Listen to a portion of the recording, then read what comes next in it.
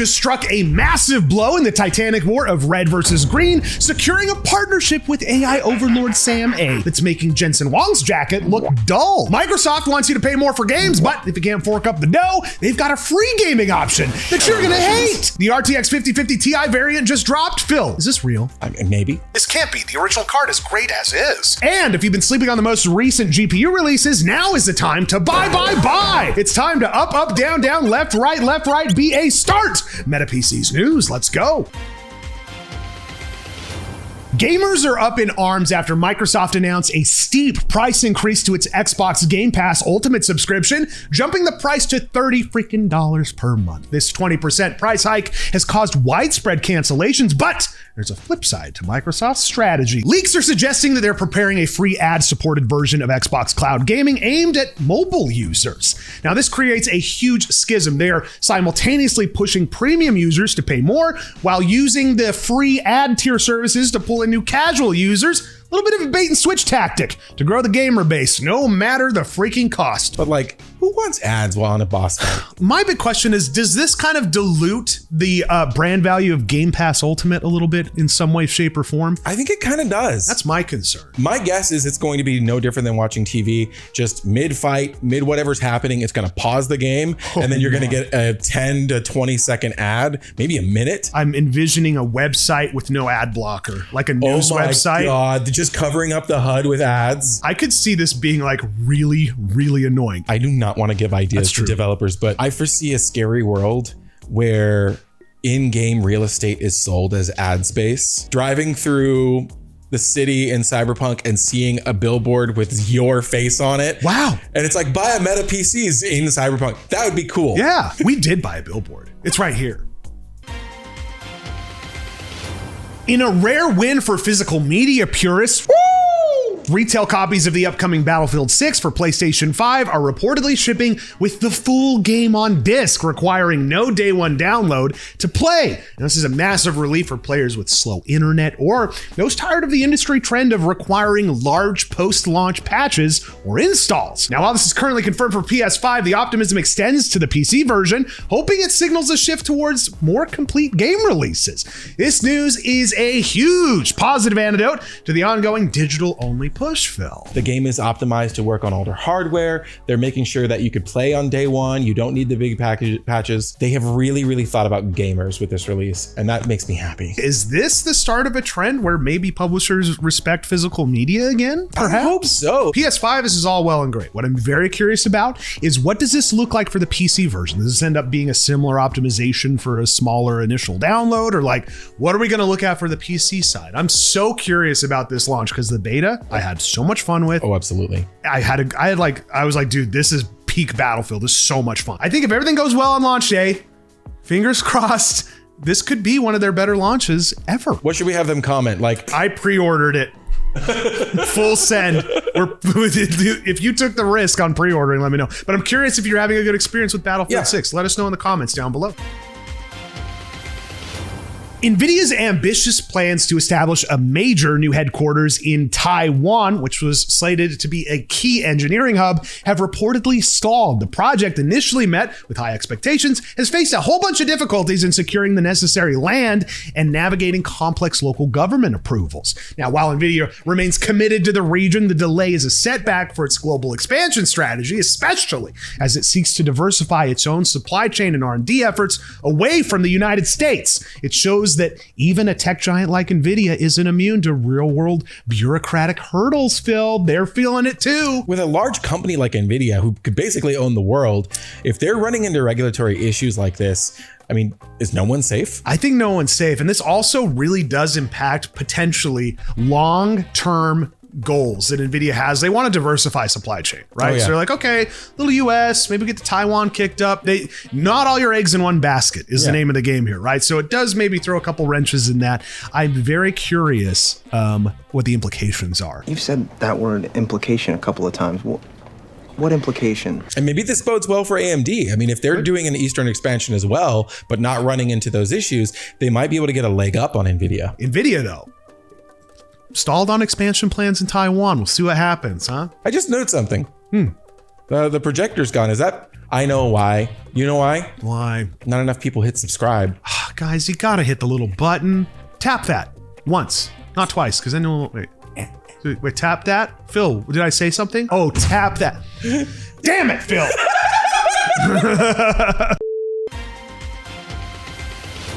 Intel's ongoing cost-cutting measures and layoffs are now impacting the open source community. Oh my goodness. Reports confirm that several key Intel engineers are responsible for maintaining critical Debian and Ubuntu packages essential for thousands of Linux servers, and guess what? They've been let go. What? This has led to a lack of updates and potential security vulnerabilities in those packages. While Intel's chips are fine, this drama shows how corporate restructuring can have widespread unintended consequences for the entire tech ecosystem. You hate to hear stuff like this, man. Is this going to affect devs that use Intel hardware for Linux-based gaming workloads? That's a great question. I think on the gaming side, I think you're okay. Okay. But I feel like this is mainly Linux servers, developers, things like that, and potential security risks as well that people have to keep in mind as well. If we want to see technology improve, we've got to enable those people who are doing those open source things. Right, and also the people doing those things, the open source community,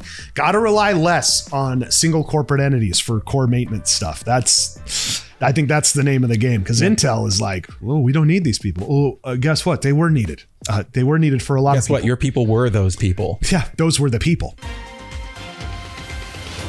DIY modder has taken the entry-level GeForce RTX 5050 and through sheer engineering willpower, he's modded it into, get this, a 5050 Ti. Alive, it's alive. Wait, those don't exist. Oh, they do now. And then he used it to break multiple world records. This wasn't just a BIOS flash. This guy physically swapped out the GPU's memory modules, and he did advanced GPU surgery, voltage mods, and unlocked a tier that this card has no business performing in. This amazing feat of hardware hacking shows, hey, this is a true spirit of PC enthusiasts, and it shows you that even the most basic GPUs can become overclocking beasts with a little bit of knowledge, power, and all that good stuff when you start drilling into carts. GPU surgery, we call it. We haven't seen this in a while, but did he use nitrogen? So there's no liquid nitrogen to my knowledge on this, but what is interesting is he took the cooler off of a 5060. Oh. And he's like, okay, we're gonna go ahead and throw that on the 5050. That makes a lot of sense. And those beautiful fans that you see, those are Gamdius fans. It did involve some drilling to get the cooler to fit. 16% increase in performance roughly. But I raise you your 16% increase in performance. It also took 16% in additional power draw as well. So now, while I respect this is great. There are a lot of comments and people are saying, hear me out. If you are Team NVIDIA, there's a $50 delta between going from a 5050 to a 5060. Maybe, just maybe. Take the $50 and buy the 5060. Far Cry 6, you can see some improvements all the way through. Valhalla, Time Spy as well. Bridging the gap between the 5050 and the 5060. Right about halfway between the 5050 stock and the 5060 stock. If you do decide to do this, you will void the ever-loving crap out of your warranty. So just be aware of that. But nonetheless, I actually like seeing stuff like this. I think it's fun. MaxSun is bringing back a fan favorite design, reintroducing the classic iCraft GPU aesthetic for both the RTX 5060 and the dual fan 5070 iCraft X2. The iCraft design is known for its almost distinct, crazy cyberpunk inspired industrial look, which is a breath of fresh air compared to the typical boxiness of other partner cards. The reintroduction shows that AIB partners are paying attention to design history for builders looking to add something that's unique. Something stand out, Phil. You want a standout look for your mid-range? What is this hat? I wanted to stand out, just like MaxSun does. Take a look at these little, these cute little dual fan cards right here. Oh my gosh. You got the anime girl one on the white one. Oh, dude. Okay, so I'm a big fan. Anytime you can round stuff, and you really like complement the fans. EVGA did a good job of this on some cards that we have here, but I really do like this design a lot. This is the 5070 iCraft X2 OC12G. So it looks like a little texture, like a pattern type thing too. That's fun. Exactly. And then on the back, we've got a really nice back plate. Even the PCIe connector looks cool. It really does. Like it's got like this fanned out thing, like you could see the wires going to each thing. That's cool. I like that a lot. I love the design of MaxSun cards, and then this white one. That's fun. This is a question that I have for everyone at home. Have you ever built a rig around like a specific AIB design card. Have you ever picked a card first and been like, okay, this is where we're going to start? And what card was that? We have a Doom card here, the 5080 Astral. We're doing a build around that card because it's iconic. Is that? Do I hear something? Hold on, I gotta take the hat off for it because it's time for an ad. That's right, it's time for our favorite sponsor in the entire world. It's us, it's Meta PCs. Guys, we have the Night Reaper. My goodness, we did a shoot in the desert with a bunch of what do they call them? Shooty things. Right? In the desert. It was so much fun. Here's some footage from that to promote Battlefield 6 launch. Check out the Night Reaper at metapcs.com. Custom builds, pre-builts like the Night Reaper, you can get those delivered literally the same week. You order on a Monday and you live somewhat close. My gosh, this thing ships out the very next business day. That thing will be on your doorstep in no time. Just in time Friday, for Battlefield. right now. If they're watching this, they can click that button right now and they could be playing Battlefield on their new Night Reaper on Monday. No time at all. Guys, go to metapcs.com. Check us out. Everything is built right here and assembled in the United States, supported by your friends that you know and love here at Meta PCs. Now let's get back to the news, shall we? You think we're done with the MaxSun cards? I didn't think we would be. Look at these ones, 5060s and 5070s, but look at the gorgeous cards that they have here for the 5060s. Dude, I am a sucker for purple and that light blue, and they just meshed those two together. I might have to get this card. These are 5060s. They did dual fan for the 5070, triple fan for the 5060. Interesting. Very interesting. Choice. You got the nice little graffiti tag on the back with the purple and green, my favorite colors. Wow. We got a little anime going on here. Uh-huh. Clean on the front. Let's go on the back and anime on the back. Toe bean and boba. That's my favorite drink. Yep. I love boba. I love boba. Oh my gosh, the latest Steam hardware survey just dropped, and it shows a fascinating trend. The share of gamers using 8GB GPUs and 6-core CPUs is getting very defensive and saying, I just got out of the pool.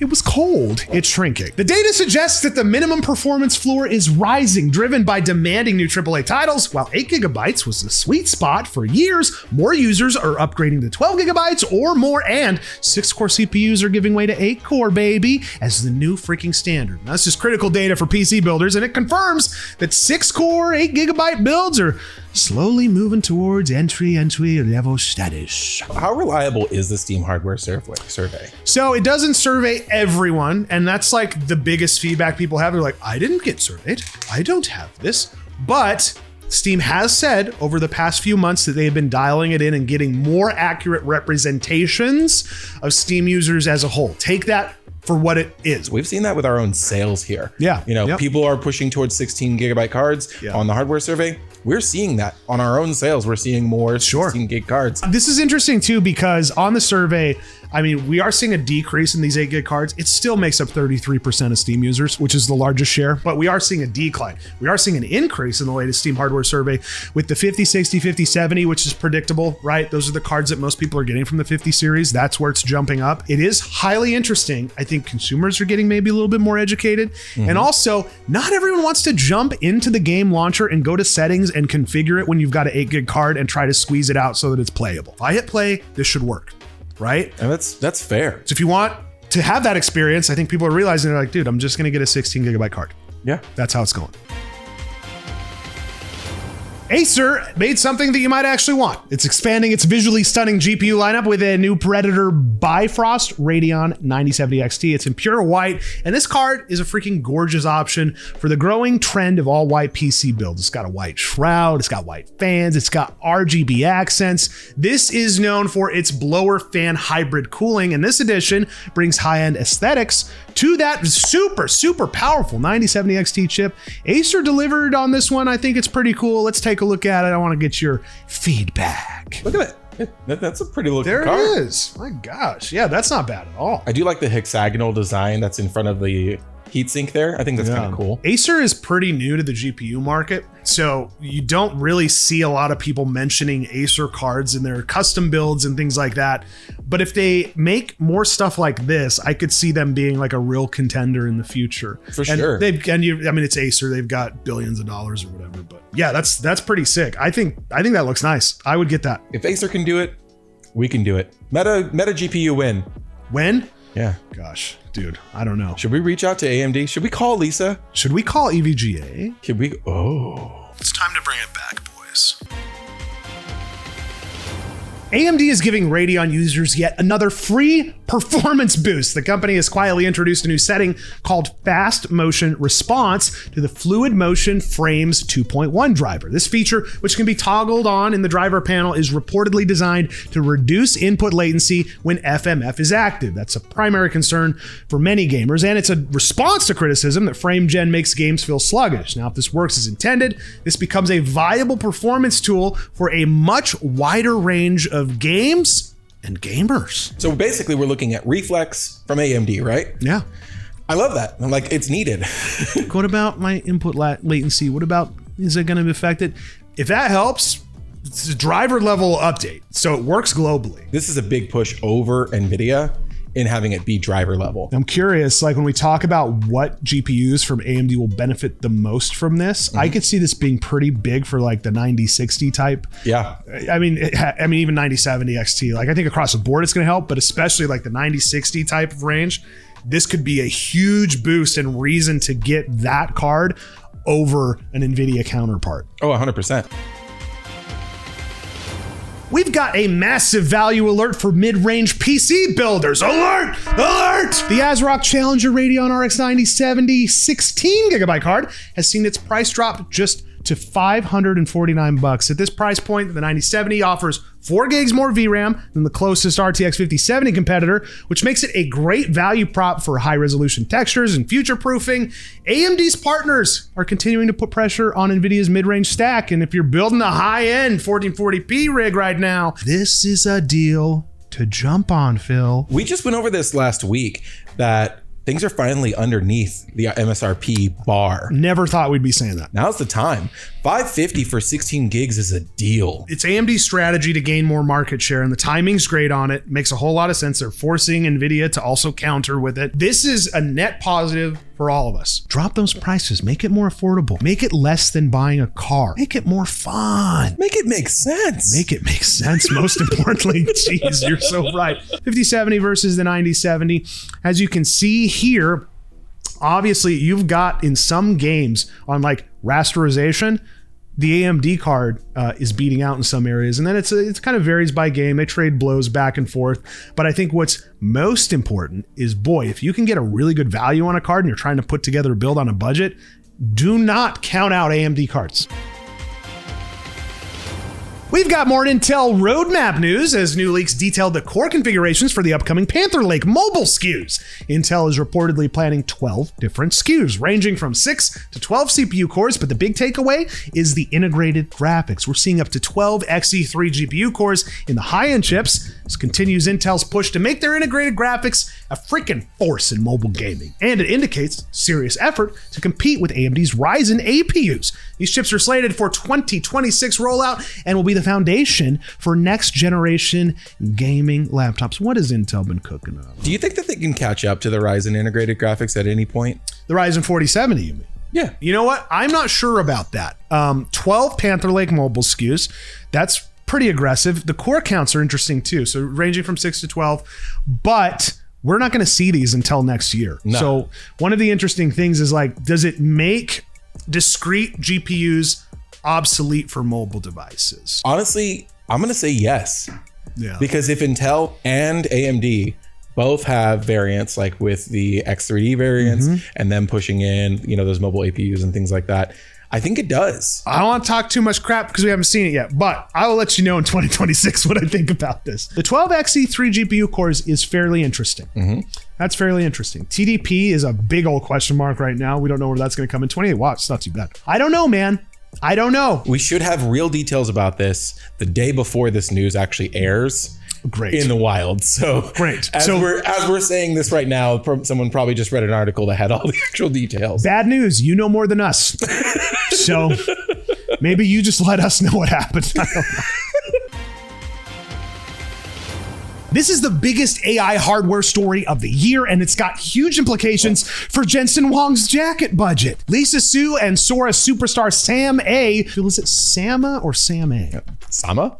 I've heard it both ways. They just announced a monumental partnership for a 6 gigawatt GPU deal. This all starts with the rollout of AMD's MI450 Instinct accelerators in 2026. Now, to put 6 gigawatts into perspective, that's enough power to run several cities. That'd be like 30 million PlayStation 4s all playing Spider-Man in 4K.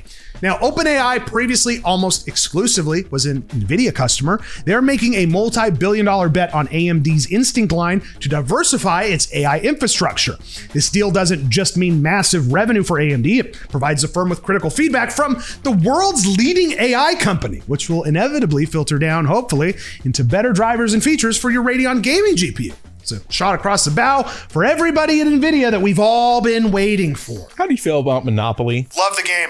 Sometimes I'll get a get out of jail free card. I'll use that. We might be seeing the first cracks in the NVIDIA monopoly. And I love NVIDIA. There's nothing wrong with NVIDIA. They're great. But the thing is there's room for everyone at the top. And I think this is such a great deal. Lisa Su taking just a little bit of the pie out. And it's not like this is a charity case for AMD. There's also some like share exchange potentially happening with OpenAI, the same deal essentially that they just cut with NVIDIA. So I mean, it's a give and take, but nonetheless, it is nice to see some diversification because OpenAI at the end of the day is like, hey, I got to get all this GPU processing power. Where am I going to get it from? If you just go with one company, that is not a great look if something goes wrong, the infrastructure fails, if there's problems with downstream production. There's so much that goes into it that this just makes logical sense. I'm telling you, we are seeing the pin getting close to the edge of the bubble on the pricing of GPUs. And I can't wait to watch it pop. How does it feel, everybody, to be part of a space that is just NVIDIA's side hustle? Everyone happy with that, or just me? Guys, here on the channel, you can become a member. You get access to behind the scenes videos that no one else gets to see, like this. That one I don't like that we put out, but we did it anyway. And I guess you could see that if you sign up to become a member and get the backstage pass here on the MetaPC's channel. It helps support the channel, keeps us making news videos like this and all the other fun content that you guys like to see. And what I like to do sometimes, I like to read off who these folks are that have just joined us and the people that have been here from the freaking start. These are folks who are part of the channel and have just joined. Look with these guys just the past few days. Jeremy Plays Games, AOT Edits. There's a Baja Blast can that's subscribed to us. I'm not quite sure how it became sentient, but that's great. Hexo Gamer, Odin the Econ, Dr. Tankenstein, and then some of our old members that have been around, and I don't know if they're physically old, but they're old in terms of the channel membership. Banana, Ryan Gilpatrick, he works here. Rigo, Jared, Kindle Spire, the Beard of Knowledge, and oh, there's No TX Chris. I was wondering if he dropped off. Thank goodness. No TX Chris, I think, is our very first member. Oh, yeah. So hats off, Meat Popsicle as well. Guys, thank you for joining, being a member here on the channel. And as always, we'll see you next time. Thanks for watching the news, huh? Bye, everyone. Bye. Have fun playing Battlefield, eh? Oh, yeah. I want to play Battlefield. I can't wait to play some Battlefield. All right, enough with the dog.